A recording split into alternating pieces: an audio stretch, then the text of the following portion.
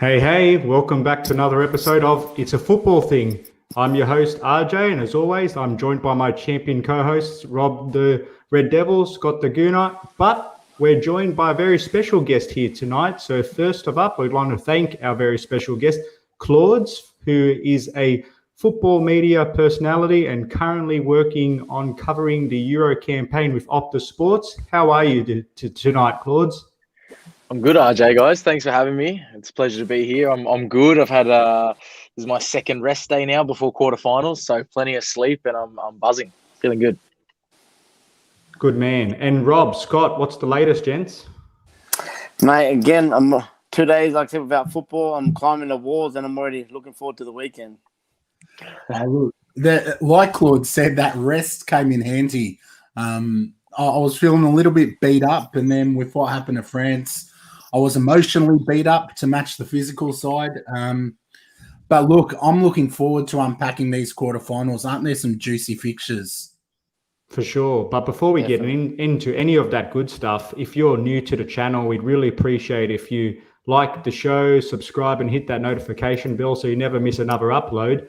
But for those who don't know about us, so Scott, Rob and I, we live in Australia, so we get to wake up at the unsavoury time of 2 a.m. and 5 a.m. for the Euros, and of course throughout the Premier League and other leagues.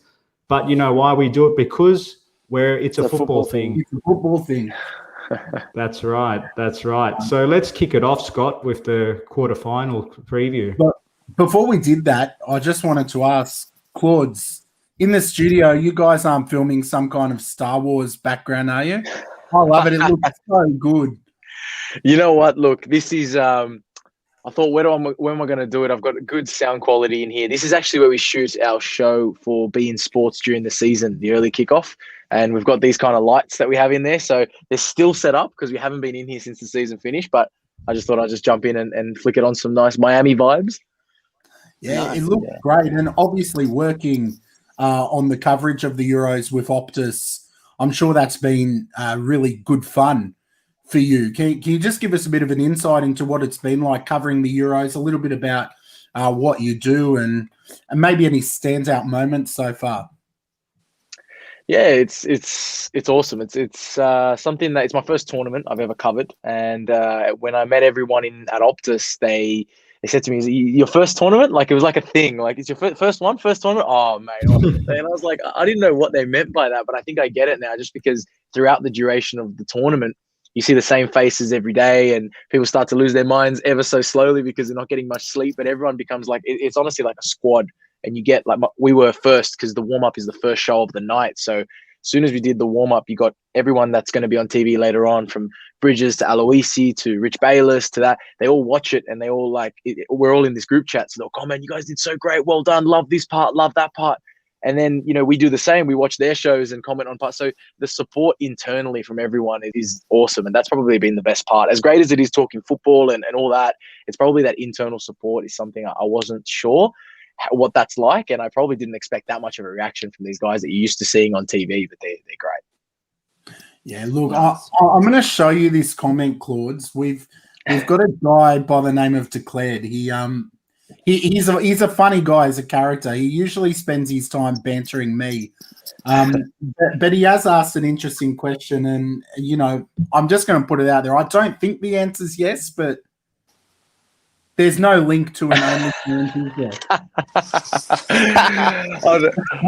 Look, not yet, but if the price is right. There you go, Declared. And in the live chat as well, we've got Patrick Larson joining us. Big ups. He's a massive champion all the way from the States. We've got Tom Chelsea joining us. legend as well. Absolutely. We've got Tom joining us, who runs the United Pubcast.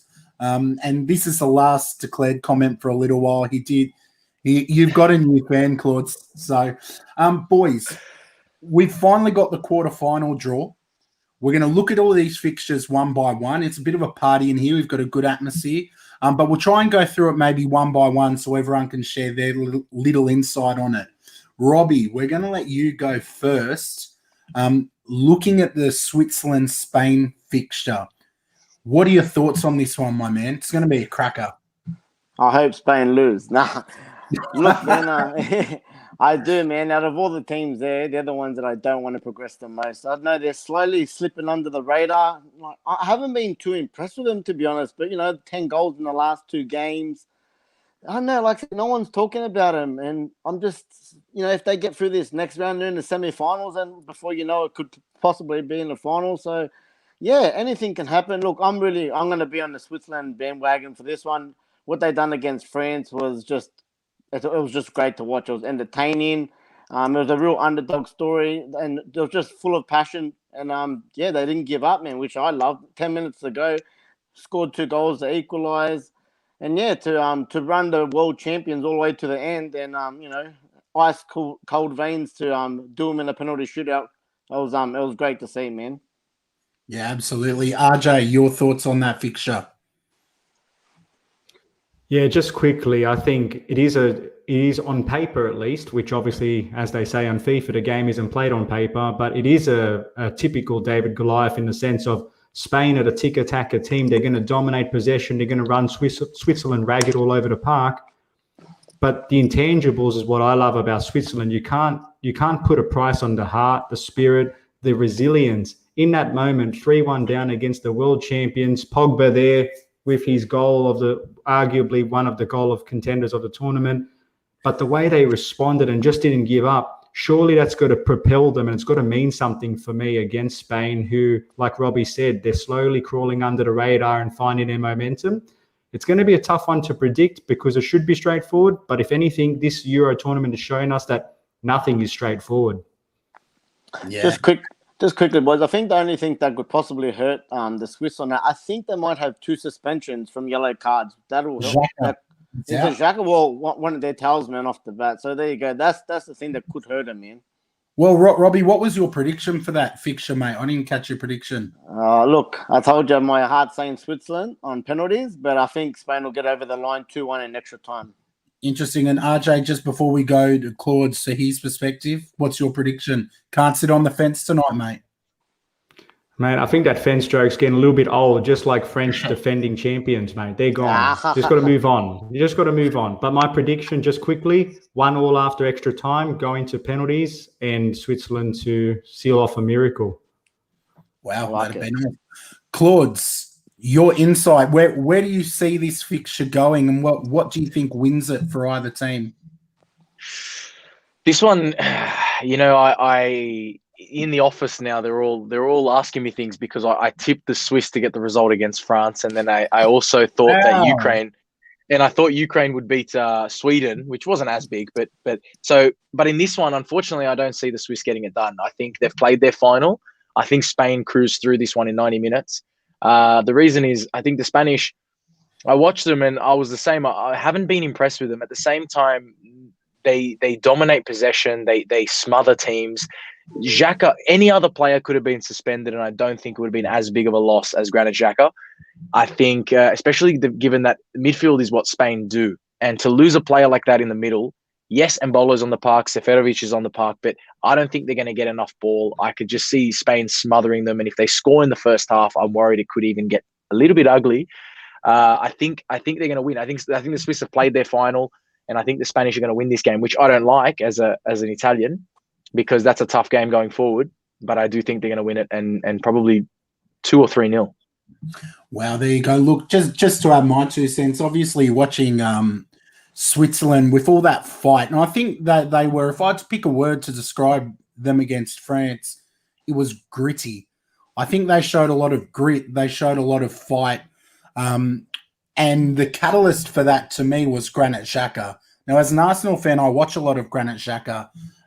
Polarizing figure, hand on heart, not my favorite player in our squad, but he does have those leadership abilities, and he fired those troops up. He's a huge loss to me. He's someone that operates really well in space, but I think even if he was there, he wasn't getting a lot of space against Spain. France had to make tactical subs that opened up the middle, and that's why he thrived, because he had a lot of space. When Granit Xhaka's closed down, he makes errors. So I see Spain taking this nice 2-0.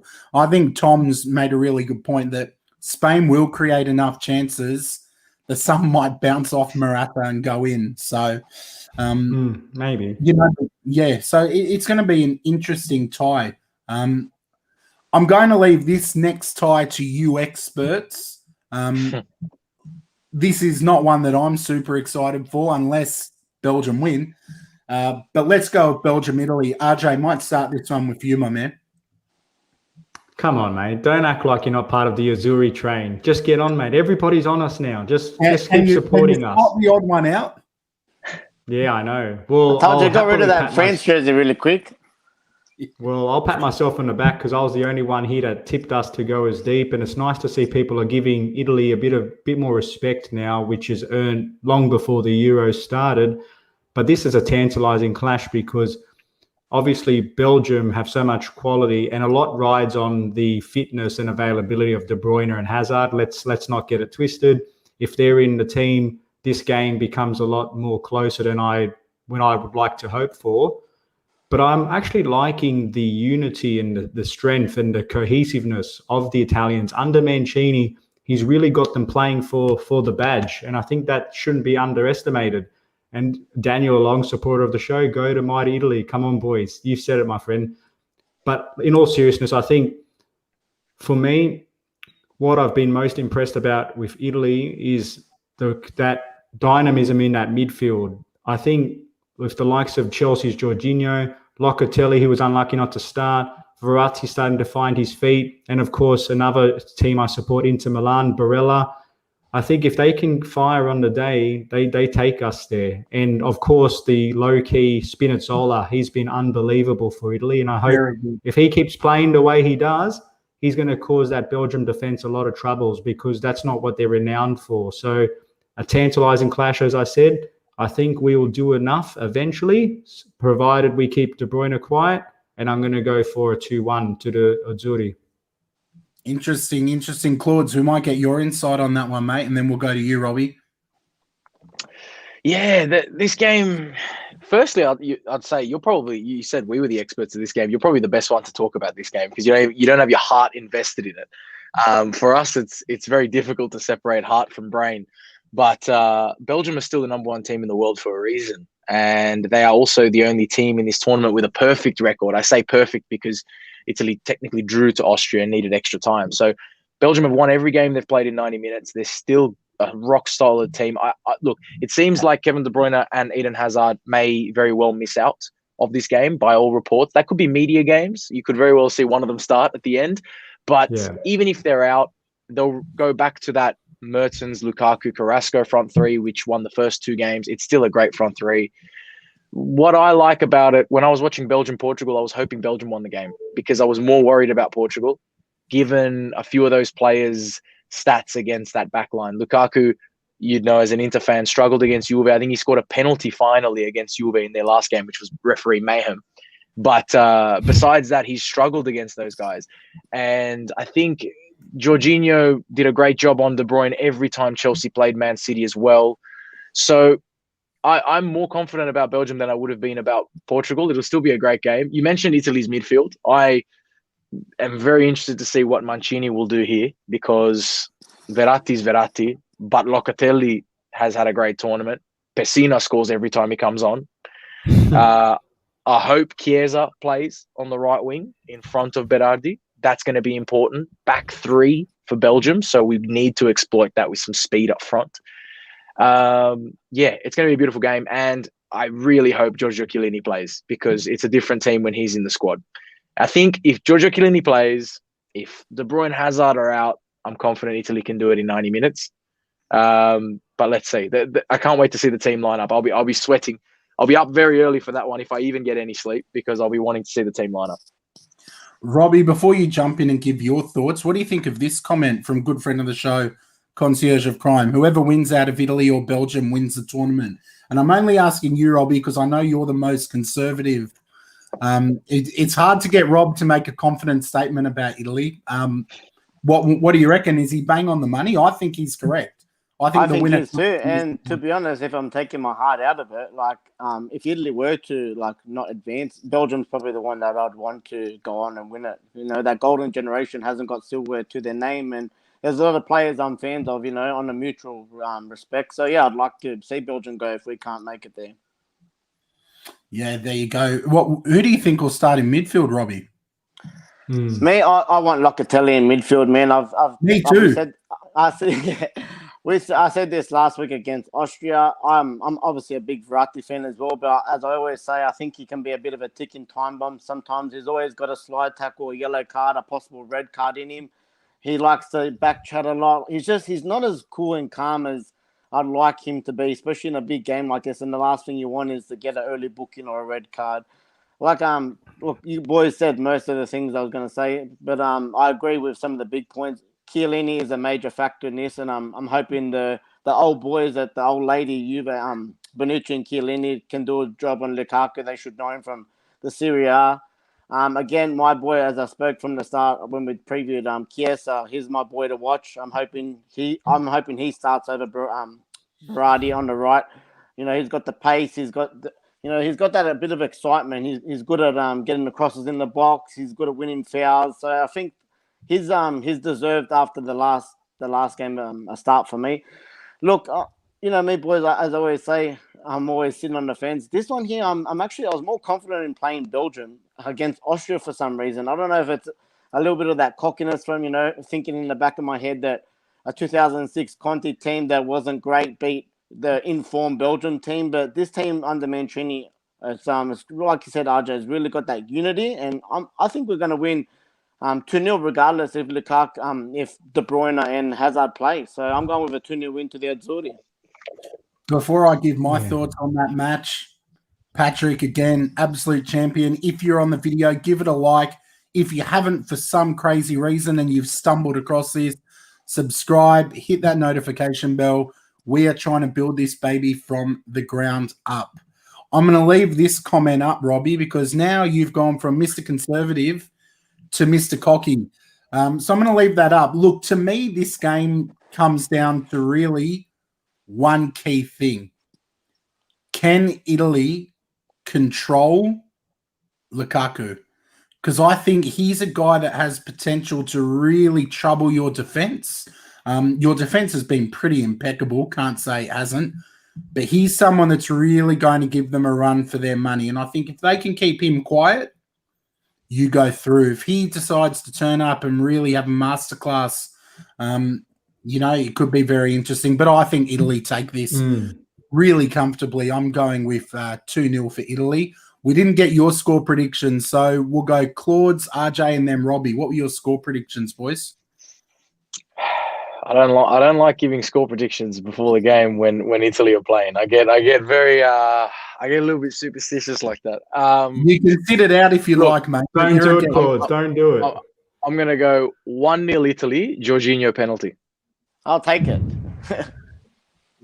Concierge of Prime would be happy with that. He's a Jorginho fanboy. RJ?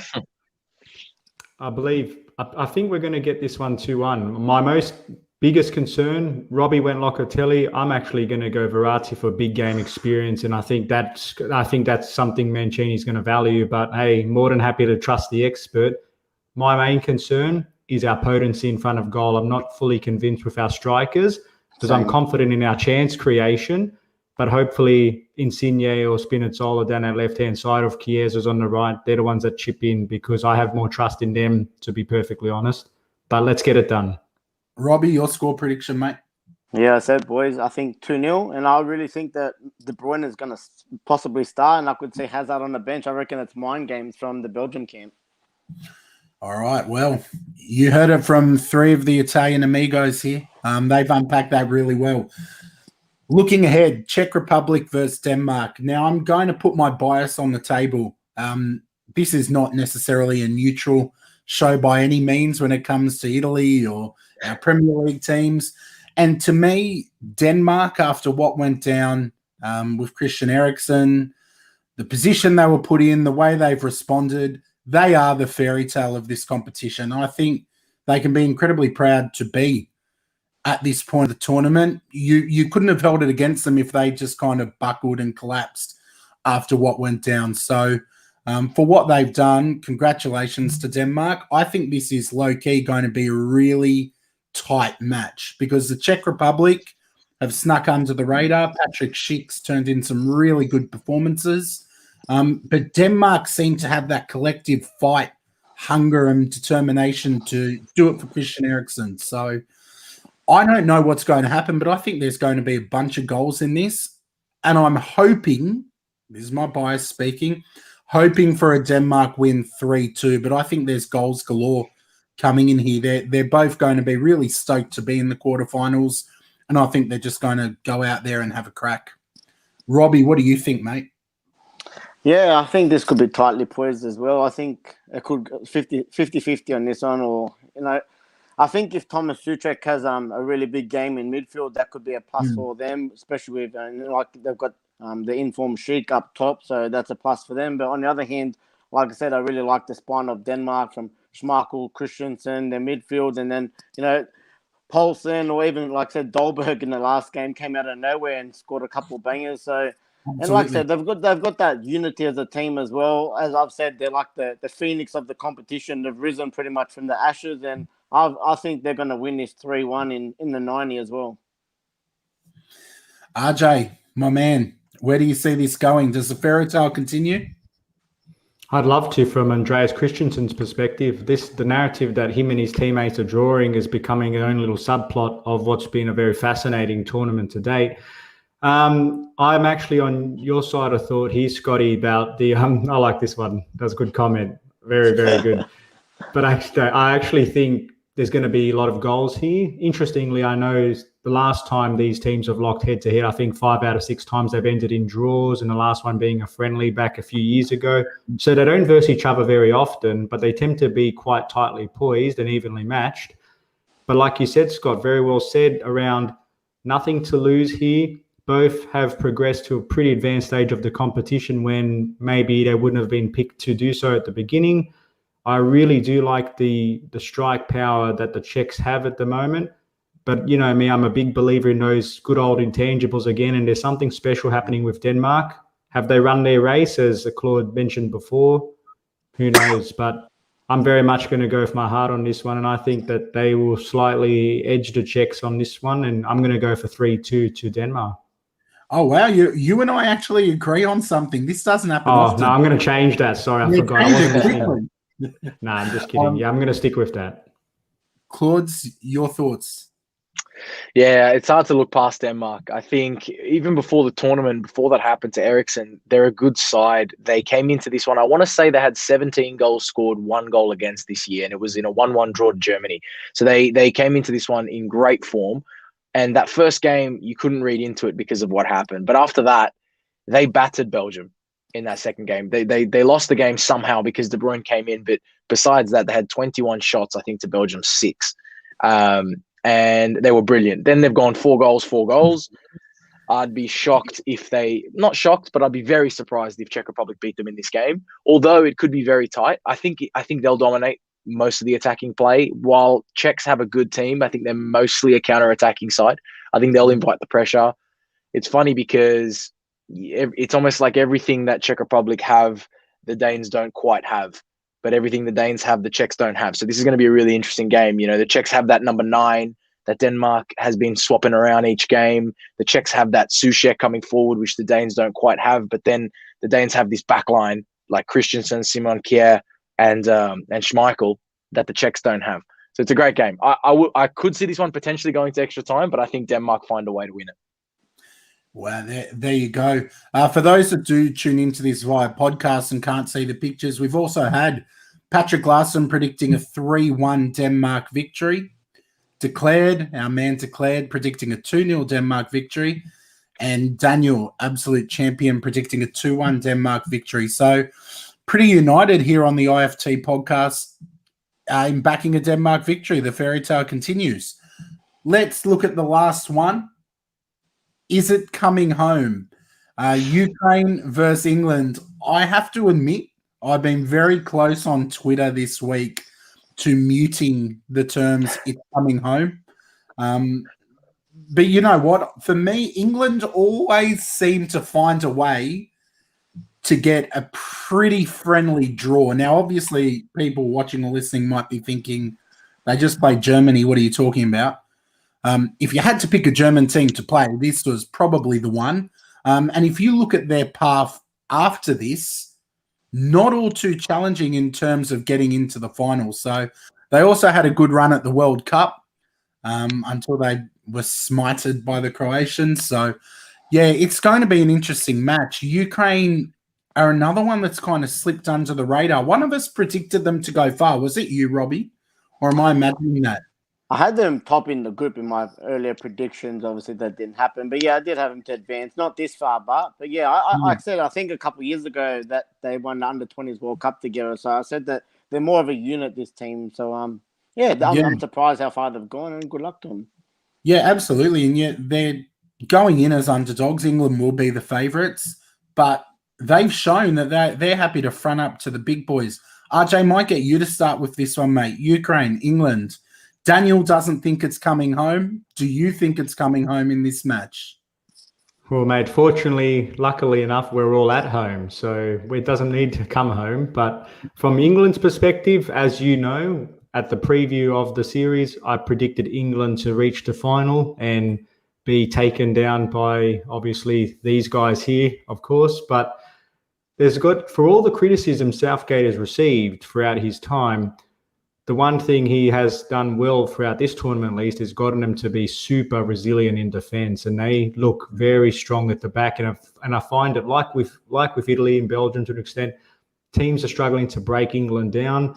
I think he's found a natural working method with his pragmatism because, let's face it, he's got so many attacking weapons at his disposal, but he doesn't just throw all the arsenal into one go and pick all these attacking players. He tries to really strike that balance and rely on some of those experienced players. And Sterling and Kane are now starting to show their value and their experience. And I think with the likes of Mason Mount now back from his COVID-induced isolation, they're starting to peak at the right time. And that win over Germany, even though it's probably more spiritual than actual, I think that's going to propel them even more so. And I'll look at this game against Ukraine as a real stepping stone opportunity to them.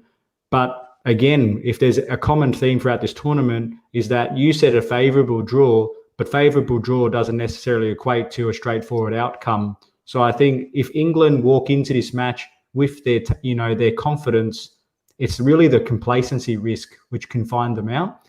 And I think with the likes in Ukraine, I think Zinchenko has been really strong for them. Yarmolenko, he's very lethal with the ball. They're very compact. They've got that five-man midfield. England are not going to be that team that, at least to date, Southgate might spring a surprise on us. They're not an all-out attacking team. So it's going to be quite interesting to watch the dynamic here. I don't expect this match to be as open or fluid as some of the other quarterfinals. But in the end, my head tells me that England are just going to continue this run against a very spirited Ukraine. And I'm going to go with a 2-0 result in the end. Yeah, there you go. Robbie, good mate of yours, Tom, he said the biggest surprise for him is that Jordan Pickford's actually been performing well and hasn't cost England. He still can't bet against Pickford throwing one into his own net. Do you think there's an error in England? Do you think they'll need some kind of stroke of luck? I'm talking about Ukraine needing a stroke of luck. Or do you think England do the business comfortably?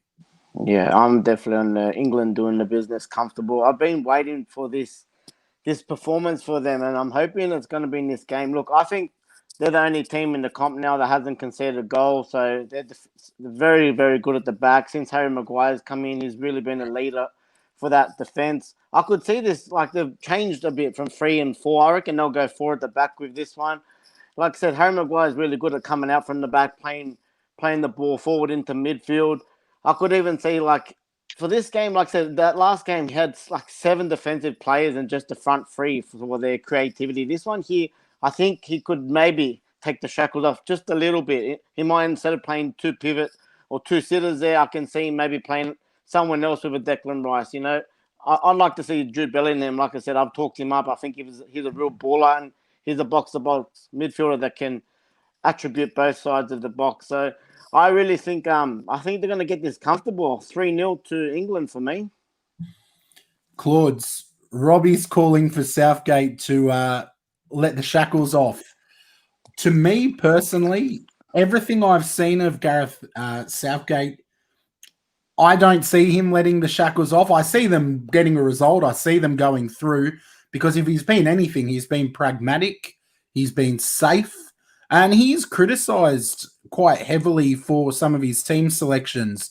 For me, I've been stoked to see Saka getting some time. I think he's proved a lot of doubters wrong, and he's been someone who's had a lot of go forward. But I don't see Southgate letting the shackles off. What are your thoughts? Do you think this could be a game where we see more of England's attacking flair, or do you think it's more of the same? I think it's more of the same to me. If it ain't broke, don't fix it. I don't think they'll take Ukraine lightly. I think my respect for Gareth Southgate has gone up every game I watch him manage, because you hear the English media, it's constantly, where's Grealish?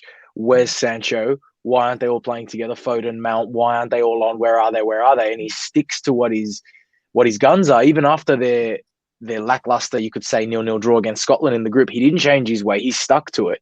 He hasn't conceded a goal. We all know, boys, shouldn't be too foreign to you guys. Italy 2006 conceded an own goal and a penalty in the entire tournament. If you don't concede goals, you'll win the whole thing. He's done that very well.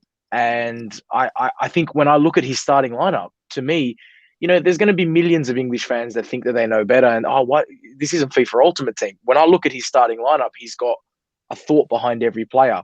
Calvin Phillips in midfield, there's a big thought behind that because of the freedom he gives the players next to him.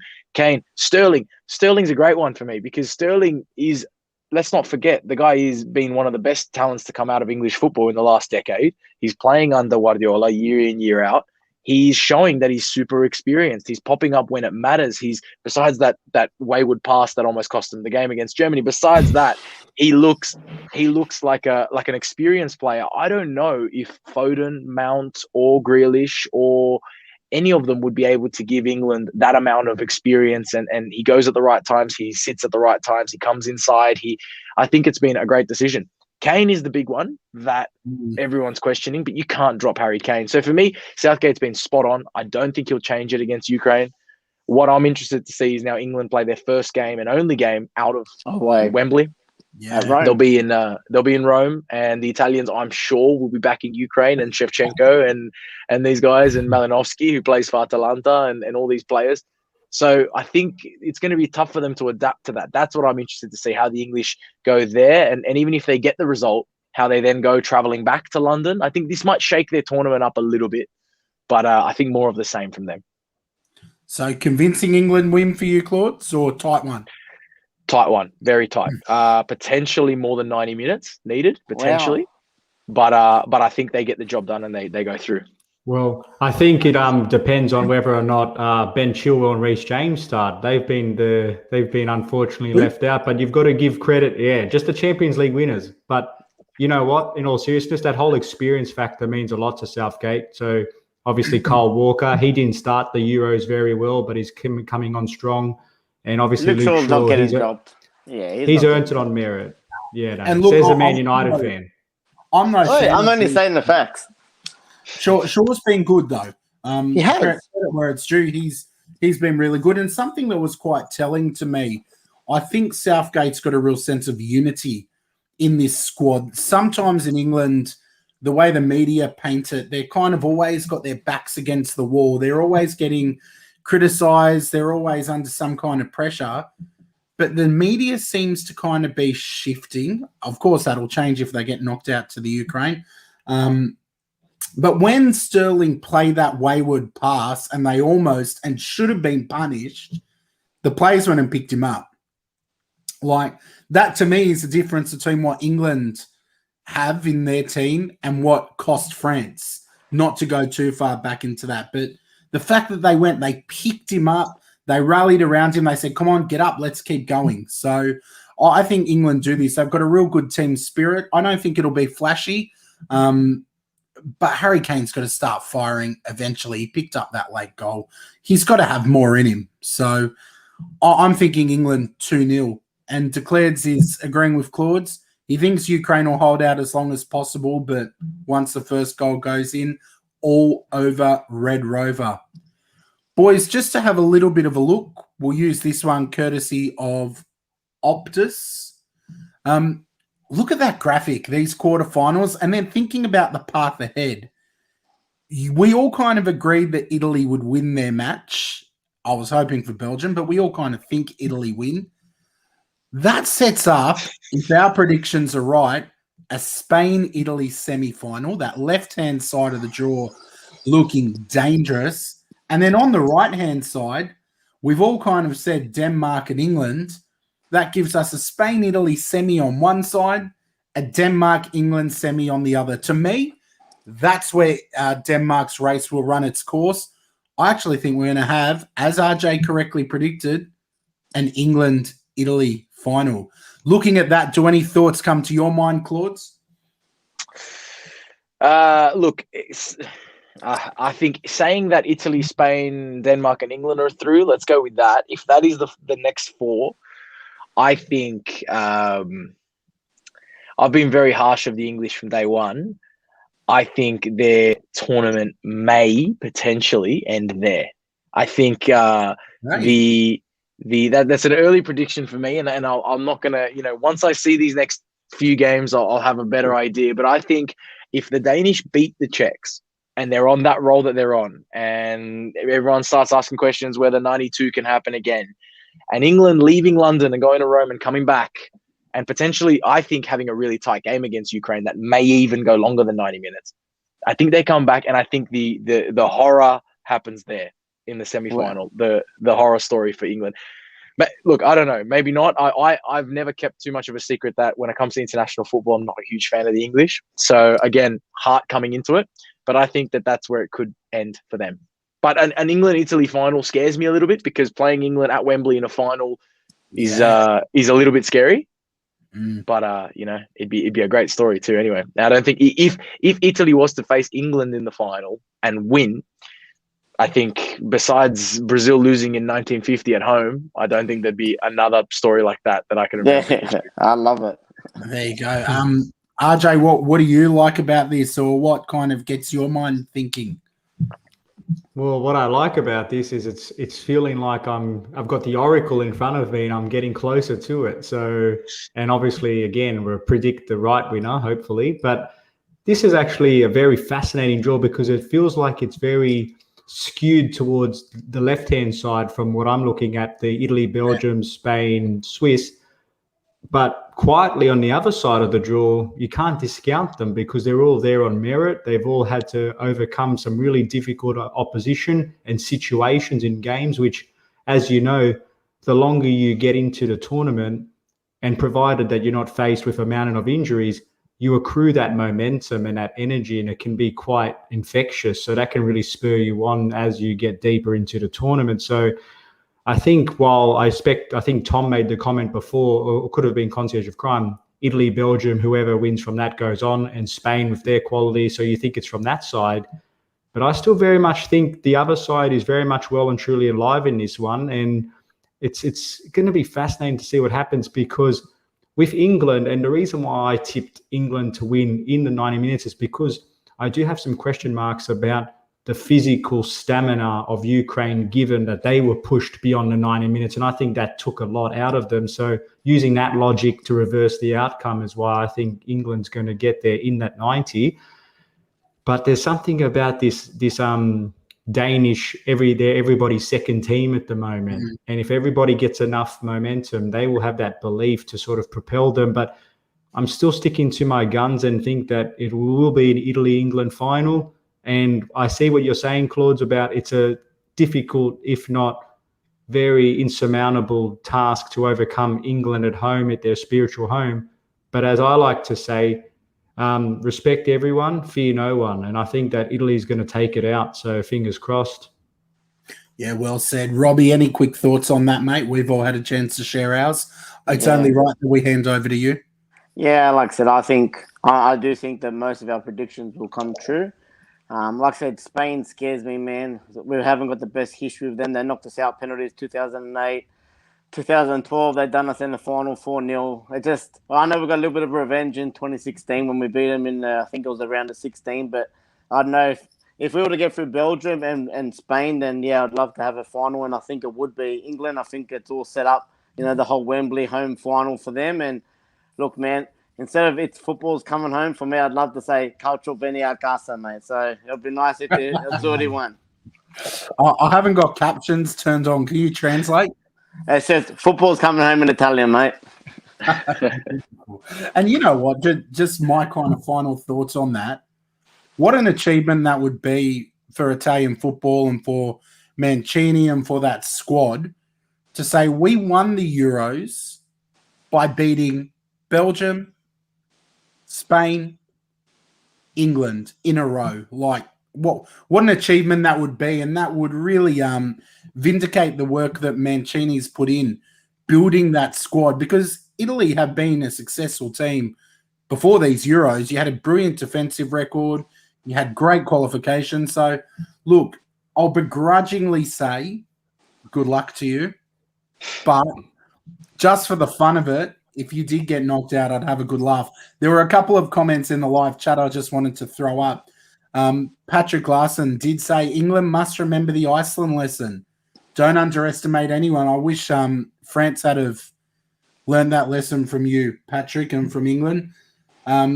He's also said it's the knockout stages. Anything can happen. We know that. I wouldn't be shocked if when we next get together and do this, we start the pod by saying, what the heck happened? Boys, to think that Portugal, France, Germany, and Netherlands went out in the round of 16. I still can't wrap my head around that. So, like I said, it's the unexpected Euros, this one. But it's a football thing. It's a football thing. There's two more comments I want to look at, but just low-key, quick yes or no. Has this been your favourite Euros that you can remember, Claudes? Yeah, so far it's got the makings of it. We still got a while to go, but it's got the makings of the best year ever. Yeah. RJ, this is quick fire. Yeah, simply given the great coverage by Claudio, has to be, mate. Absolutely. Robbie. Yeah, definitely, mate. Yeah, definitely. No, and you know what? RJ has a really good point. I actually think, and we won't go too far into this, the coverage by Optus and what you guys are doing as well has been second to none. They've really set that bar incredibly high. Two more comments. Declared. He said, come on, Rob, the Spanish team's not the best for a while, and Morata. I would love Morata to score the winner to knock it out. We can dream. And Concierge of Crime. This guy, Claudes, because you haven't come across him before, I'm sure. I reckon Concierge of Crime is Jorginho's undercover agent, because he digs everywhere. He goes to war for Jorginho, and he said Italy are winning the Euros. Jorginho's winning the Ballon d'Or. I think he could be right about half of that, not the other half. Boys, the other thing we wanted to cover tonight, we wanted to get into some of the European transfer talk. There's been some really big moves that have come in the last few days. Let's start with the managers. Rafa Benitez confirmed, Everton manager, hasn't had the warmest of welcomes, but I actually think he's going to do a great job there. He knows Merseyside, albeit the red side. He's a guy who's managed at a top level. I think he'll have the respect of some of the egos in the squad. And the fact that he's willing to go to Everton and be part of a project, I think he'll do good things. And to me, Everton have underachieved for a number of years. They're always that team that's almost there. Like Everton almost make European football, or they almost finish in that top four. So I think he could be the one that low-key gives them some consistency. I don't see them as a top four team, but hey, I think they'll be competing with the Arsenals of the world, even though they are already. Claudes, what do you think about the appointment?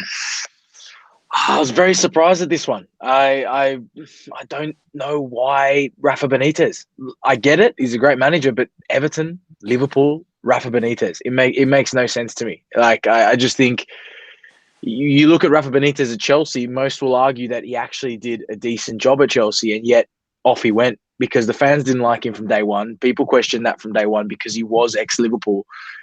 I'm upset that Ancelotti left because I think he was doing such a good job there. I think he was building something brilliant. He was on this great project. I guess when Real Madrid call, you answer. I get it. Mm-hmm. But I would have loved him to stay.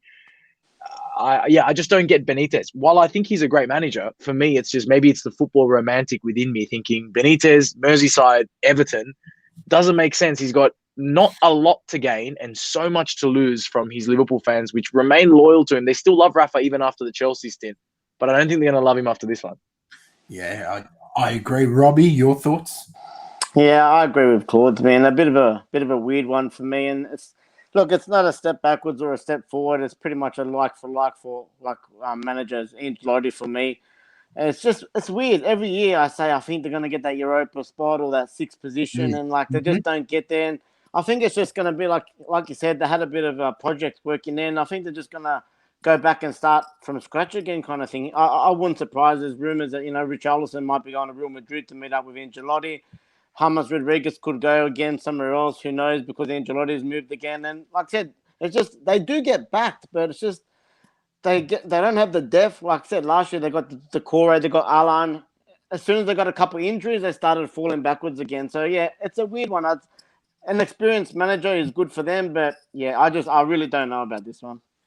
RJ, Declared's thrown in a comment there. He said, if Rafa has a bad start, the carnage is going to be crazy. I completely agree with him. I don't think he's going to get a whole heap of patience, what manager does in modern football. But what are your thoughts on the appointment? And then when you're done, RJ, if you want to give us your thoughts on the other managerial appointment, our good friends Tottenham with Nuno. So if you wanted to kind of lead us into that, my man. Let the record show that you're good friends, not my good friends. Okay, not my first mates, up. your mates. Definitely. On Rafa, again, speaking of not so good mates, I think, look, I understand both sides of the coin, as we like to say. On one hand, he's an experienced manager. He's been there. He's done that. He brings that experience and pedigree to these players who've just lost someone who've had equal pedigree in Ancelotti, which would have been a devastating blow to this group. But I'm leaning more to the side of Claudes and what Rob is saying here, because I think he's not the manager that you would go above and beyond to pursue, knowing the impact and relationship that it could sour with your fan base. And to Declared's point, if they start off very difficultly, it will be very strange to see him lasting a long time. And I think, to be honest with you, it is an interesting one because he's not the only manager that's available, but equally they just must have wanted to get someone quickly and not have any form of insecurity heading into the preseason. But yeah, that's an interesting one. Now, speaking of Nuno and Tottenham, it's like they've got a whole football team of managers that were unsuccessful, as you know. So eventually their substitute manager eventually came on and they got him. He's a good-looking bloke, by the way, Nuno. Yeah, I might look like him one day. But your uncle or your dad. Yeah, he's a smart guy. Yeah, me and Willie Caballero and McGoldrick, we're all best buddies. But in all seriousness, with Nuno, I think Tottenham could do a lot worse. They did obviously pursue a number of managers. He did have, I think for Nuno, what he's been renowned for at Wolves was that he was quite a pragmatic coach with them and relied on that focal point up top. If he can convince some of those named players to stay on board, not Harry Kane so much, because I still think that there will be some late drama there and I don't know if he will stay. That's a watch this space. But if he can convince some of those other named players to hang around, I think that he will do a decent job to keep him settled and in and around that top six. But yeah, another interesting appointment. Yeah, I think it's going to be really interesting to see what happens with the managers this season. RJ, apparently you're the Sydney McGoldrick, mate. Oh, I don't think people look past the shiny head, mate, to be completely blunt. But God bless you anyway. Rob, this is your moment in the sun, mate. This is your time to absolutely shine. We think, and I know Tom's been excited for this too. I'm not sure if he's still with us, but I know if Tom's here, he'll be hitting us up in the live chat. If Fabrizio says it's done, it's done. Here we go. Sancho to Man United. How do you feel, mate? This has been the longest transfer in history. Relieved, mate. Finally, it's happened. It's like 2 years in the making. And Fabrizio, he done it this morning, but Dortmund have come out in the last couple of hours and confirmed. They put a statement out saying, yes, everything's agreed and such. So yeah, it is happening in the works. Apparently, he's going to be signing the contract in the next 24 hours or something. I think it's lined up nicely. I think our kit reveal is coming up in the next few days, so they've lined that up all nicely. But look, man, I'm wrapped. I'm absolutely buzzing with this. I have to admit it, a bit of the emotional excitement has come out a little bit. Last year I got right into it, and every day I was like, let's get him. I really thought it was going to happen last year, and then when it didn't, it has taken a little bit of the excitement out, I have to admit. But yeah, look, man, I watch a lot of the Bundesliga, especially Dortmund, like all the big teams you're buying is Dortmund, and I've watched him in the Champions League, as we all have, and he is a baller. He's technically good. He's creatively good. He's got goals and assists in him. I think Optus put out today in 92 appearances. He's got nearly 80 direct goal contributions all up between goals and assists. I think he could get the famous number 7. I think the thing is with him is the pressure. He's going to have all the media on him straight away. I'm definitely going to give him some time to come back. He's never really played Premier League. Yes, he played for City he never played in the Premier League for City, and he played, for the academy and stuff like that. But yeah, he's only 21 years old. Everyone's forgetting that, and he's been playing for I think 4 or 5 years now in the Bundesliga, and he's been delivering, man. So, like I said, really excited. Can't wait to see him, and I'm glad that we finally got this over the line. Yeah, look, Rob, I think you've kind of wrapped up the thoughts of all United fans. I don't know if either of you guys had anything you wanted to add on that, Claudes, RJ. Let's see. The only thing I'll say is let's see, because we've been let down by Man United number 7s before, so I'm very interested to see how this one goes. No, don't put the mocker on us, all right? RJ? I'll like to say, like I said in the chat, Sancho's a poor man's Hudson Odoi, so I'll leave it at that. Nah. I've seen all the Chelsea Twitter today. If you go back a couple months ago, he's coming to Chelsea, he's world class. I like how they go quiet after we get him, mate. Yeah, Rob, we should boot him out of the stream for that. I have the power to do it, but we won't. Now, I'm joined by 3 Italians, none of you being Arsenal fans, but tell you what, there were rumours that came out today about Locatelli and saying that Arsenal have made an official bid, but Sassuolo, I'm not saying that right. Do one of you want to pronounce it for me? No one? No, let me find right. Sassuolo. Sassuolo. Yeah, perfect. Beautiful.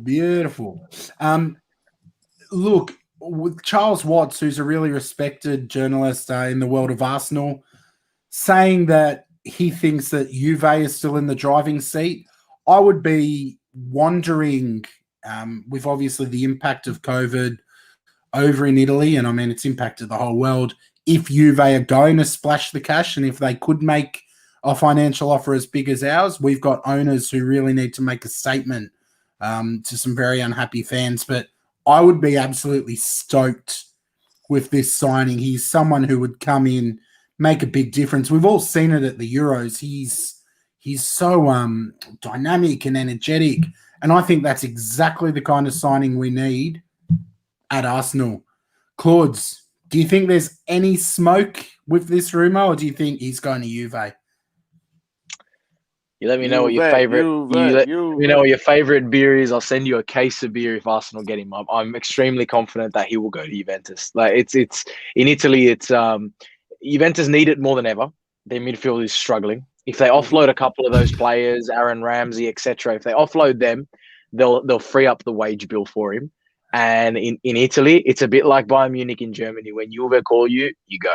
And he'll know that for the national team, the best thing he can do is sign for Juventus.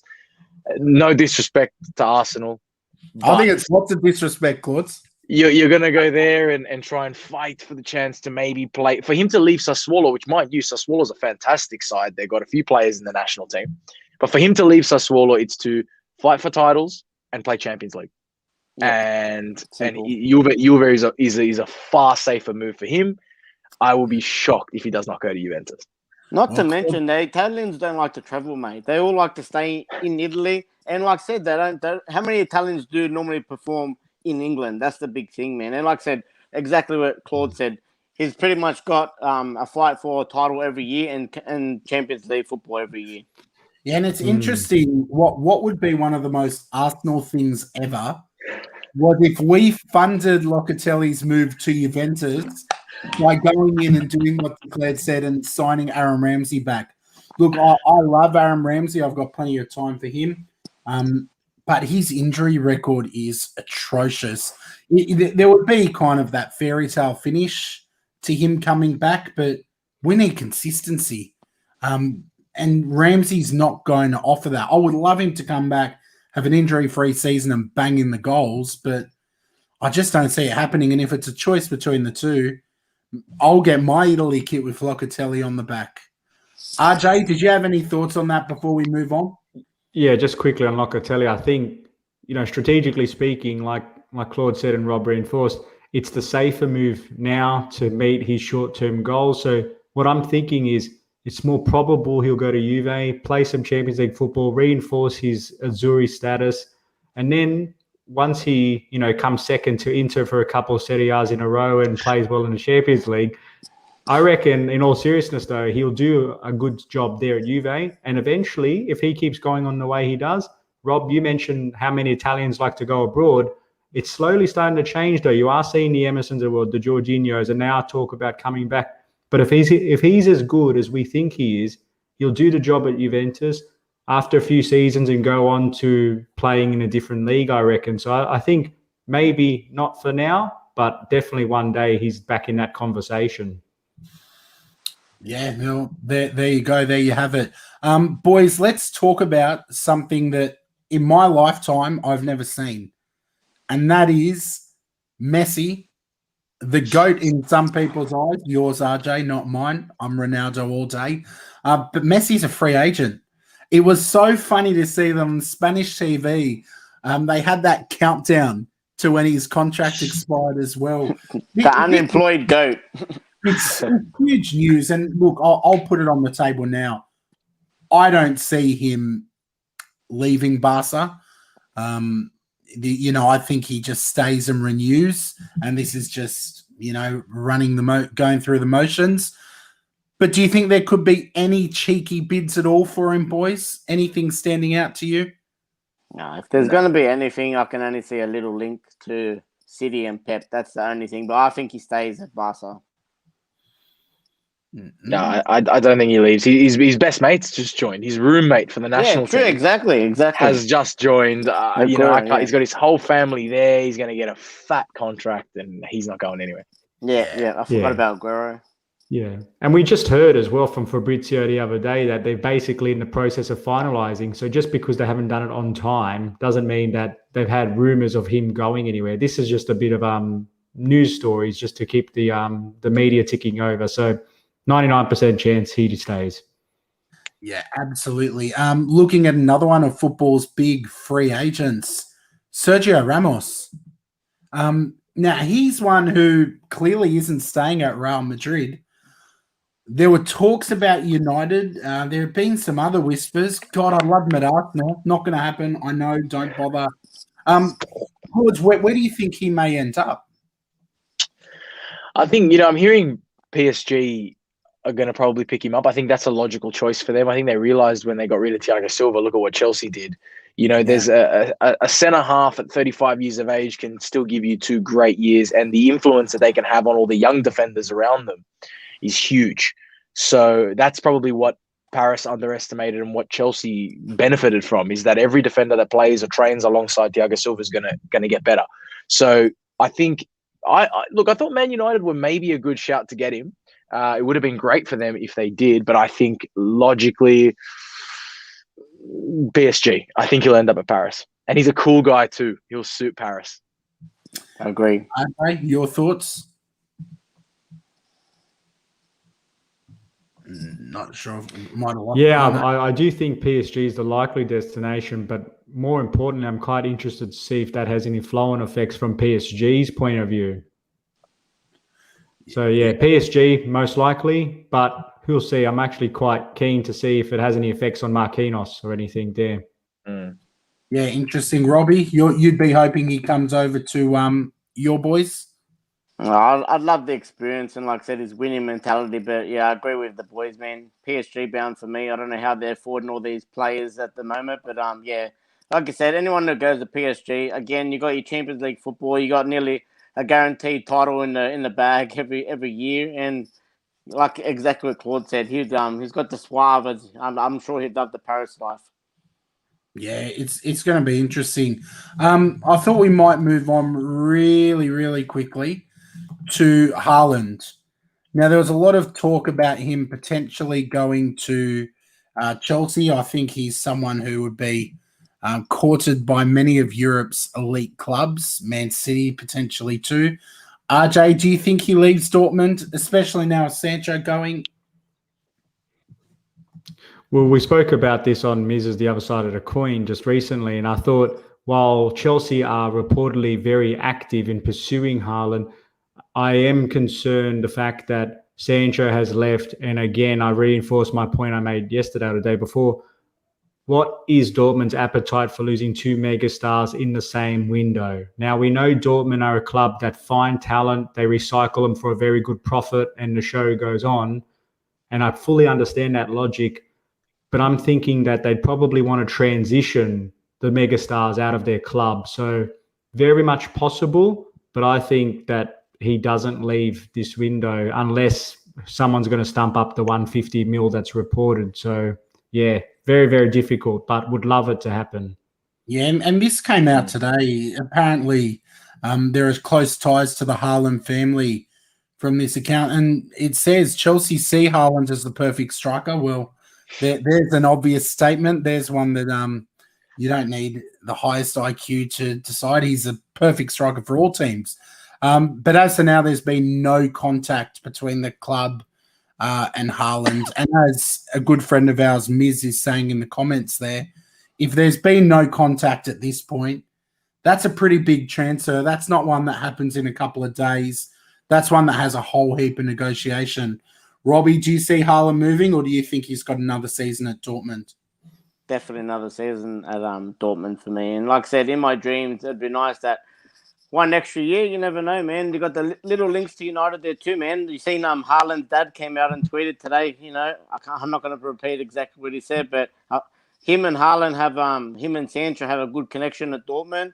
And like I said, you still got the Haaland was under Solskjaer as well in Norway. So in my dreams, I'd love to see that.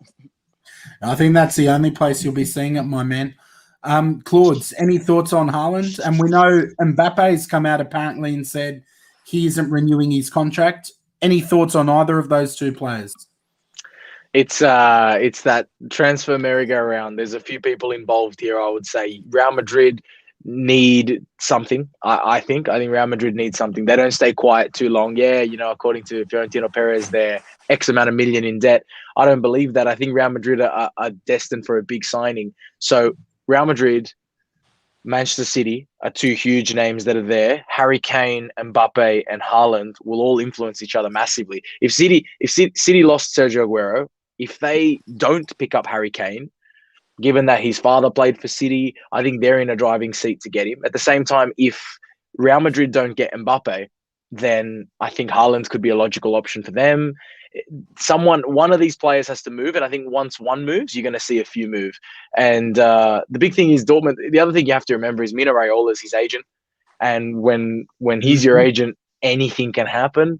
I heard a report. I don't know if it was true or not, but I heard a report, and I wouldn't be surprised coming from Mino Raiola saying that Dortmund didn't want to let him go, but he's only got a year left on his contract. And apparently he was quoted saying, "If you keep him here, then I'll make him go to Bayern Munich for free at the end of next season." Which another Lewandowski. which I wouldn't be surprised. You know, he's a suitable replacement for Lewandowski. I hope that doesn't happen, but with Mino Raiola at the helm, anything's possible. So I think once one of these players move, you're going to see a few. Yeah, absolutely. And we're getting close to wrapping up tonight. Thank you to the people in the live chat. You've made this a real blast tonight. If you haven't already, please like, subscribe, hit the notification bell, share it with a couple of mates too. As I like to say on these YouTube videos, we are growing this baby from the ground up. Boys, did you have any closing thoughts on the Mbappe one? Yeah, I'm gonna ditto exactly what Claude said. I think he said it perfectly. I think adding to the mix, though, you said Mbappe, we've said Haaland, we've said Kane. I'd also add into the mix Romelu Lukaku. Now, I know he's been very quiet and politically correct and said I'm staying at Inter, but it's very well documented the financial challenges Inter Milan are having. I wouldn't be surprised if that's just a smokescreen to keep himself nice and focused on the Euro campaign. And let's face it, if someone was to come in and drop a cheeky offer to Inter Milan who could definitely use the cash, despite Hakimi on the way out, I think very much he's on the card. So I actually think if I was a betting man, he's probably the one I think Chelsea go and pursue quite heavily. Yeah, interesting. Can't argue with that. It has been an absolute blast tonight. Live chat's been going off. We've had a few people joining us to the stream. Claudes, if you've gained anything tonight, you have gained a big fan into Claire. Watch out. He's a character, but you've got a fan. So thanks for coming to join us. We appreciate having you on, your insight, what you've brought to us. Hopefully you've enjoyed the little bit of sleep, because I'd imagine it's going to really ramp up again with the finals. What are you looking forward to most as you get to the end of this journey? Back in action tomorrow night at Optus, and it's going to be big. A lot of the people there's a lot of closet England fans. So if it does end up going the way we predicted tonight, an Italy-England final, then it'll be some interesting days at the Optus offices. But I'm up for that. I'll fly the flag high, that's for sure.